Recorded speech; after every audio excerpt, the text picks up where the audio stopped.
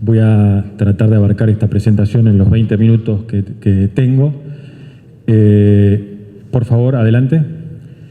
Bueno, la idea es mostrarles rápidamente un proyecto genérico, sin ninguno en particular, sino con una variabilidad típica para la cuenca Atlántico en Perú, una viabilidad técnico-económica, gracias. Y la idea es agregar restricciones al proyecto y tratar de mejorar y buscar maneras para mejorar el caudal óptimo de diseño. Primero vamos a mostrar rápidamente los lineamientos rápidos que dimos para este ejercicio.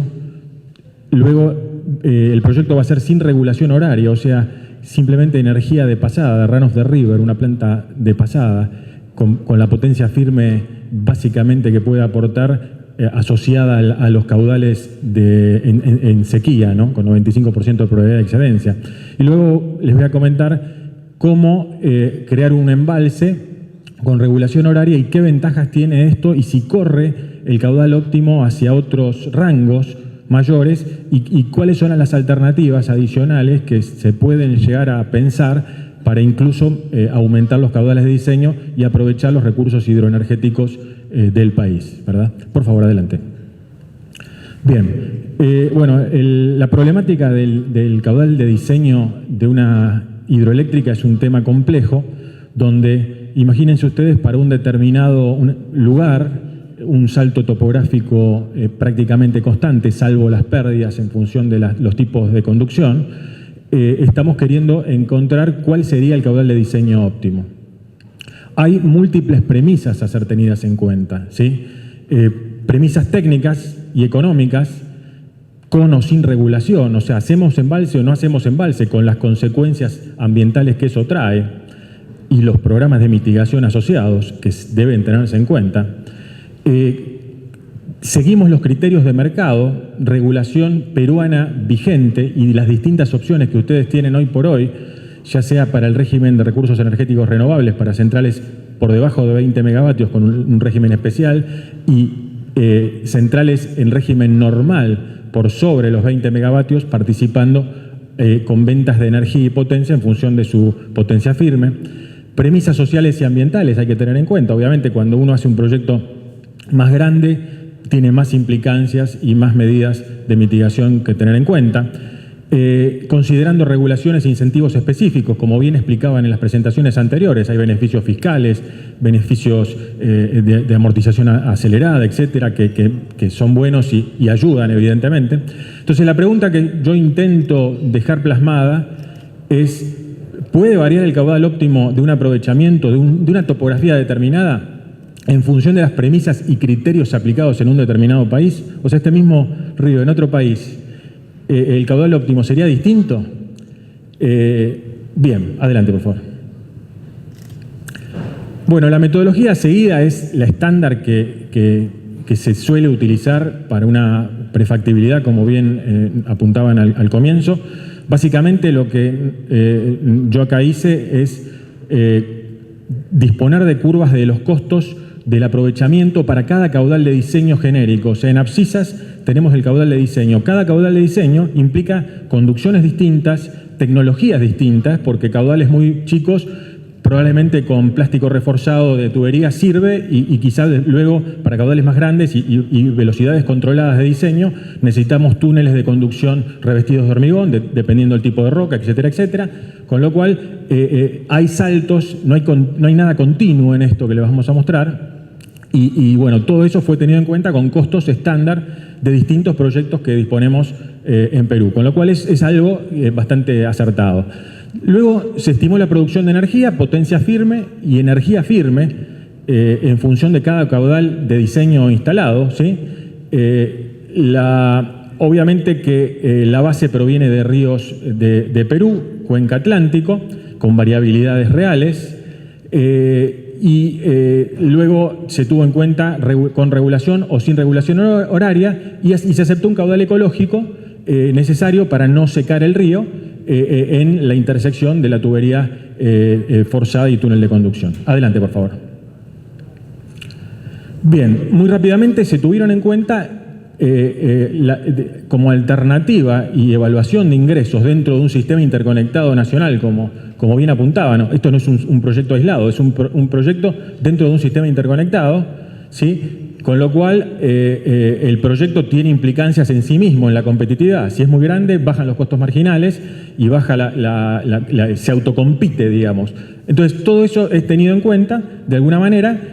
Se tuvieron en cuenta los costos marginales generales históricos de los últimos 5 años para tener en cuenta la variabilidad estacional y posibles ventas de excedentes de energía no firme, adelante. Y por otro lado, la energía firme asociada al proyecto, llamando energía firme a la energía que mensualmente es segura, con una probabilidad de excedencia asegurada, se estimó en este ejercicio una venta a tarifa de barra vigente en este momento, con lo cual es como si fuese un contrato bilateral con una empresa distribuidora eléctrica medida en potencia y en energía a los valores actuales vigentes, con lo cual el excedente por sobre la energía firme y potencia firme fue vendido a costos marginales según la estacionalidad correspondiente a los marginales históricos de Perú. Siguiente, por favor. Por otro lado, para tener en consideración para los proyectos de menos de 20 megavatios el ingreso potencial posible, se tuvo en cuenta el ponderado de subastas adjudicadas de proyectos RER hidroeléctricos, en donde aceptamos $55 megavatio hora de ingreso monómico, energía y potencia, o sea, un monómico, como un valor razonable para este tipo de recurso, en caso de corresponder a un proyecto RER. Para mostrarles la variabilidad, qué pasa, digamos, en las rentabilidades en el rango de proyectos por debajo de 20 mega y por arriba de 20 mega. Siguiente, por favor. Bien, respecto de la viabilidad técnico-económica, adelante. Los parámetros tenidos en cuenta, bueno, los caudales variables estacionales con la historia hidrológica de Perú, un salto bruto constante, un caudal ecológico, se tuvieron en cuenta las indisponibilidades del proyecto hidroeléctrico, teniendo en cuenta indisponibilidades fortuitas y también de relación caudal diario a mensual, o sea, para evitar la regulación natural por trabajar con caudales medios mensuales. Los años de evaluación fueron 20 años, pudo haber sido más, son muy nobles los proyectos hidroeléctricos, y una tasa de descuento de 12% después de impuestos, así como tasa requerida para un privado con un negocio asociado al riesgo de este tipo de mercado. Impuesto de la renta 28% después de 2017, como bien apuntaron.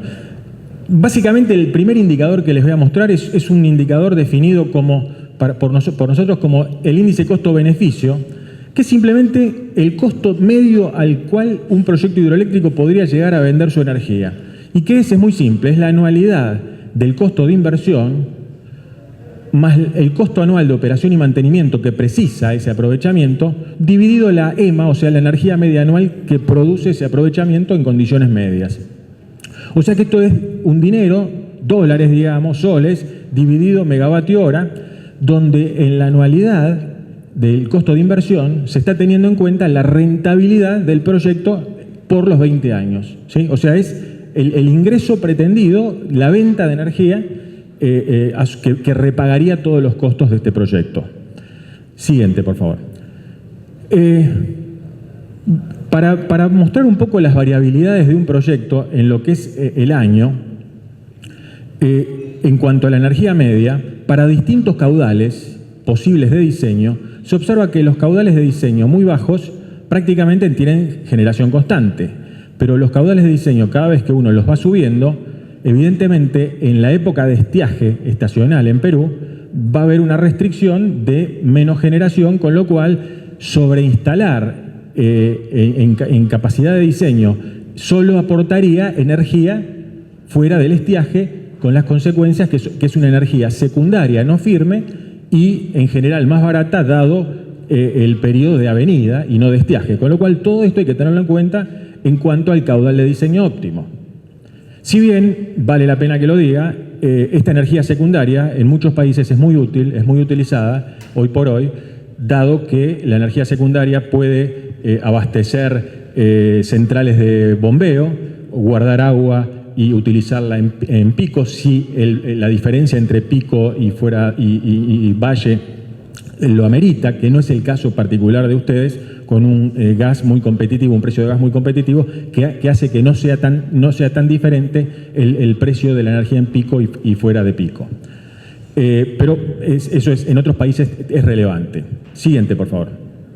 En lugar de la energía media, como en la gráfica anterior, les muestro la energía firme. Bien, la energía firme es la energía de 95% de probabilidad de excedencia, o sea, de una hidrología bastante seca en cada uno de los meses. Obviamente que acá hay restricciones a la energía y acá sube la energía por los periodos de avenida, con lo cual esta es la energía que básicamente, la energía firme, la que se permite vender vía contratos en Perú, con lo cual esta es la energía que se vendió a tarifa de barra y toda la energía es la considerada como energía excedente o secundaria. Siguiente. Bien, en abscisas ustedes pueden ver el caudal de diseño tentativo para distintos aprovechamientos, para el mismo sitio, pero distintos posibles caudales tentativos y distintas curvas en donde se observa la energía generada por el aprovechamiento, la energía media anual, el promedio de todas las hidrologías, que obviamente va subiendo, ¿sí? Va subiendo porque cuando uno aumenta el caudal de diseño va a generar más.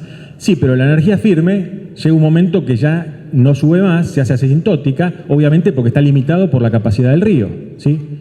El 95% de probabilidad de excedencia llega un momento que hace un límite. El factor de planta va bajando a medida que se va queriendo instalar más y todo esto lo vamos a tener en cuenta en la optimalidad de la decisión. Siguiente. Como conclusiones iniciales, bueno, la energía media sube evidentemente cada vez que aumentamos el caudal de diseño, pero lamentablemente como la energía que va subiendo es en avenida, se puede vender a valores de precios marginales de energía excedente muy bajos, con lo cual agrega poco ingreso adicional al proyecto en estas situaciones. Disponer o no de regulación horaria no mejora la producción de energía, pero sí la potencia firme, como les voy a agregar luego en las próximas transparencias. Siguiente, por favor. La evaluación que vimos recién, sin regulación horaria, o sea, sin embalse, es una central meramente de pasada, implica este tipo de situación. El caudal de diseño va aumentando, la potencia instalada va subiendo a medida que uno incrementa el caudal de diseño, ¿sí? Pero la potencia firme se hace asintótica en un determinado momento porque no hay más firmeza, dado que entra a correr la restricción del caudal del río en ese sitio. Con lo cual, se puede vender vía contratos hasta esta potencia firme, nada más. Siguiente. Para ese mismo aprovechamiento y cada caudal posible de diseño, se calculó todos los costos anuales en anualidad, o sea, el costo de inversión asociado a la tasa de rentabilidad que dijimos, los costos operativos, demás costos, canon de agua, etc. Y estas anualidades, conjuntamente con las energías medias anuales, conforman lo siguiente. Siguiente, por favor. Este tipo de curvas. Por favor, acá ven el caudal de diseño y acá van a ver en el eje principal el índice costo-beneficio, que está medido por esta curva en forma de U, esta curva roja en forma de U, en donde tan solo medimos el costo de venta de esta energía, en donde se ve que la energía podría ser vendida en forma económica a un mínimo en este orden, en el orden de 30 metros cúbicos por segundo de caudal de diseño, y si aumentamos el caudal de diseño, la energía va siendo más cara porque la sobreinversión crece más rápido que lo que crece la energía aportable. Eso lo chequeamos con lo que le da el mercado, o sea, el mercado aquí da este ingreso medio, esta curva que es el ingreso medio, también leído en este eje, donde el ingreso medio no es ni más ni menos que las ventas de energía, potencia y energía excedente en función de las reglas que tienen ustedes en Perú. Y esto produce esta curva punteada que se lee en el eje secundario, que es la rentabilidad de los proyectos, donde se ve un pico de rentabilidad, ¿sí? Un pico de rentabilidad más o menos aquí, donde justamente se hace la U el mínimo prácticamente. Entonces, estamos en el orden, en este orden está esto medido en régimen normal, ¿sí? O sea, régimen normal es sin ninguna licitación asociada a RER ni nada particular, sino vendiendo al mercado como cualquier central competitiva. Siguiente, por favor. De aquí deducimos que el mínimo índice costo-beneficio se da para un caudal de 29.3, que equivale a unos 20 megavatios de generación. Pero, por favor, volver a la anterior, un segundo. Es muy interesante la intersección de esta curva de costo de venta de energía con la curva de ingresos que le da el mercado. Este punto, prácticamente este punto, mide cuando el mercado le está dando ingresos suficientes para cubrir todos los costos. Con lo cual, si bien hay puntos de mayores rentabilidades para el proyecto, hay puntos en donde también, en el orden de 50 metros cúbicos por segundo, el proyecto todavía es repagado por el sistema, en base a las reglas de mercado. Siguiente. O sea, hasta 46,3 metros cúbicos por segundo se podría llegar a hacer este aprovechamiento en términos razonables, ¿sí? Que implicaría una potencia de 32,4 megavatios. O sea que fíjense que tenemos rangos de hasta 32,4 megavatios para aprovechar el recurso hidroenergético en ese sitio sin potencia firme. O sea, solo vendiendo la potencia firme sin embalse, perdón, sin embalse de regulación horaria. Siguiente, por favor. Pero si le adicionamos como ingresos al ejercicio anterior el esquema RER, vigente en Perú, como les dije, un ingreso monómico de $55 megavatio hora, evidentemente los ingresos que da esta curva, que antes era así continua, acá pegan un salto el ingreso.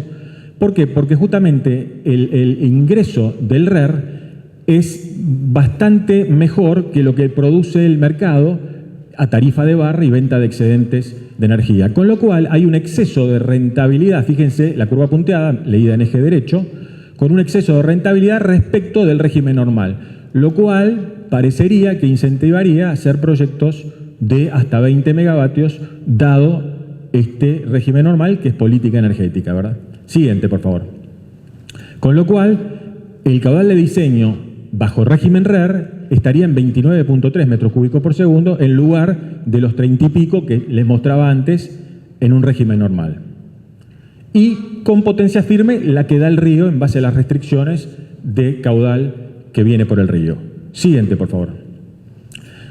Al ejercicio anterior ahora le agregamos un embalse. O sea, en lugar de tener una presa, una nivelador para exclusivamente hacer una toma, una boca toma y desviar el agua, ahora le agregamos también un embalse que lo calculamos óptimamente a nivel horario para maximizar la potencia firme para cada caudal de diseño.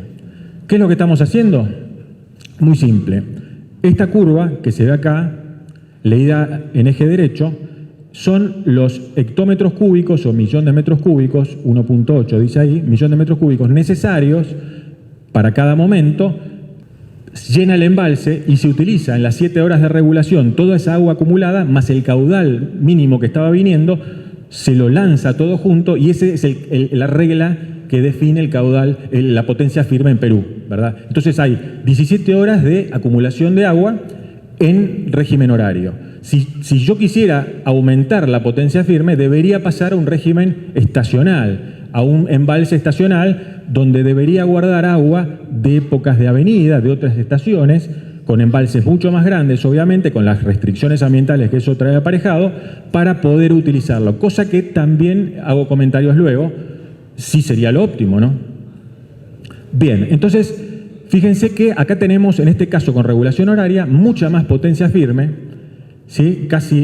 Mucha más potencia firme que lo que teníamos en el ejercicio anterior, que prácticamente llevaba 20 megavatios de potencia firme. Con lo cual podemos vender más potencia que antes no se vendía. Veamos las consecuencias económicas a eso. Siguiente. Los costos pegan saltos porque justamente a partir de que se necesita un embalse de regulación horaria, fueron calculados y estimados los costos de ese embalse, ¿sí? En función del volumen útil más muerto que se necesita para un embalse de este tipo. Entonces, eso fue tenido en cuenta en la anualidad y esto conjuntamente con la energía media anual produce las siguientes curvas. Por favor, siguiente. Bien, acá lo que estamos mostrando es otra vez el volumen de embalse y la curva de costos de inversión, dólares por kilovatio invertido, donde este comportamiento se da porque las centrales muy pequeñas no tienen economía de escala.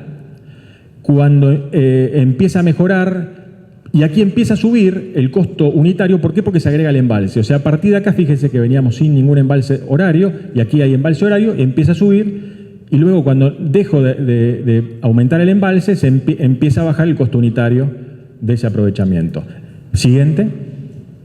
¿Cuál es la consecuencia económica de todo esto bajo un régimen normal de venta de energía, de este aprovechamiento ahora con una potencia firme mayor? Bueno, la consecuencia es que la curva de costos posibles de venta de ese aprovechamiento evidentemente es un poco más cara porque tiene un embalse ahora para determinados caudales de diseño, lo cual no es malo, siempre y cuando produzca mayores ingresos. Y fíjense que la curva de ingresos que le da el sistema ahora se corta en niveles de caudales mayores. ¿Por qué? Porque ahora se vende potencia firme, mayor. Entonces esto, el hacer un embalse de regulación, aunque sea horario, evidentemente en este ejercicio muestra que el caudal de diseño podría mejorar y se podrían hacer aprovechamientos más grandes. Obviamente que no es la mejor rentabilidad en ese momento, leída en eje derecho, las mejores rentabilidades estarían para caudales de diseño mayores, pero hasta este punto serían aprovechamientos razonables para aprovechar el recurso hidroenergético de este sitio. Siguiente, por favor. Bueno, les voy a mostrar rápidamente cuáles son las conclusiones y recomendaciones que pueden surgir de todo esto, ¿no? Bien, básicamente el índice costo-beneficio, en este caso, digamos que el CAPEX sube con el costo, el capital expenditure, la inversión, digamos, sube con la presa de regulación, pero esto mejora la potencia firme que teníamos antes. Con lo cual, ahora los caudales de diseño podrían ser mejores, del orden de 50,6 metros cúbicos por segundo, lo cual mejoraría el aprovechamiento del recurso en ese sitio. Caudales de diseño mayores que 50,6, que es donde se cortan las curvas de ingreso medio y la curva de índice costo-beneficio, son los que harían que proyectos más grandes que 50,6 metros cúbicos por segundo serían menos rentables. Con lo cual, bajo esta premisa, se podrían hacer un proyecto de hasta 35,5 megavatios, que es mayor que lo que daba antes sin embalse de regulación horaria. Todo esto gracias a que para un caudal de diseño de 100 metros cúbicos por segundo tenemos un aumento sustancial de la potencia firme. Entonces, ¿qué queremos decir con esto? Que la presa, si bien sube costos, mejora ingresos porque se vende energía firme, ¿sí? Energía primaria, no secundaria. Siguiente. Siguiente. Bueno, la pregunta que podemos hacernos ahora es cómo se puede lograr que para un determinado sitio buscar que se den las condiciones de que las curvas estas de índice costo-beneficio estén lo más desplazadas hacia la derecha y se logren tener los mayores caudales de diseño posibles. ¿Qué es lo que se debe hacer para lograr realmente aprovechar al máximo el recurso hidroenergético? Bien, hay varias formas de encararlo y para eso analizamos los drivers o las principales premisas que estuvimos viendo. Por un lado, para no subaprovechar el recurso, queremos correr la curva, esta curva U de índice costo-beneficio, lo más hacia la derecha posible. ¿Y cómo se logra? Y bueno, por un lado, mejorando la regulación estacional.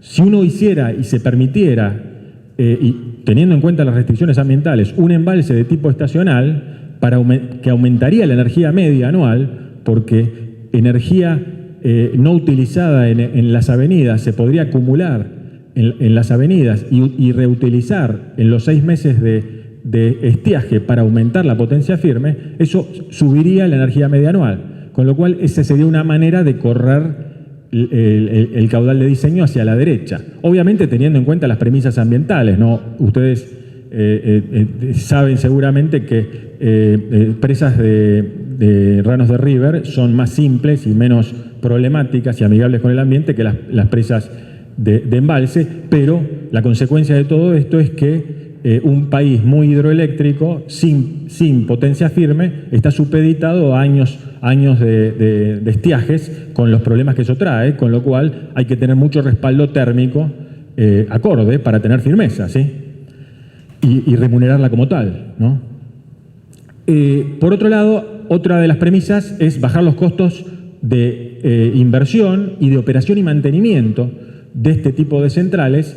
¿Cómo? Y bueno, buscando los sitios más adecuados, o sea, aprovechando lugares de gran salto bruto y reducida longitud. O sea que, y ustedes en Perú realmente, yo he recorrido bastante en distintas cuencas y son afortunados realmente porque tienen estas situaciones. Con muy bajos recorridos, tienen saltos impresionantes. Realmente la naturaleza los ha bendecido en este sentido. Con lo cual tienen aprovechamientos muy económicos en este sentido. Tengan en cuenta que conducciones muy largas son muy caras, ¿sí? En túnel de conducción, en tubería forzada, etcétera, etcétera. Con lo cual esto es muy saludable para esta cuestión. Otra de las maneras sería inversión del Estado compartida con privados. Esto lo mencionaron también en las presentaciones previas. Esta asociación público-privados cuando los proyectos no dan, digamos, como para ser solventados plenamente por los privados. ¿Por qué digo esto? Bueno, porque en algunos países se asume que el Estado puede exigir una menor WACC, una menor tasa de retorno, ¿sí?, que un privado que percibe menos riesgo y, bueno, probablemente una tasa compartida sea más baja en conjunto y esto haga que se corra esta curva hacia la derecha y se permitan caudales de diseño mayores. Mitigar las limitaciones de financiamiento de grandes proyectos.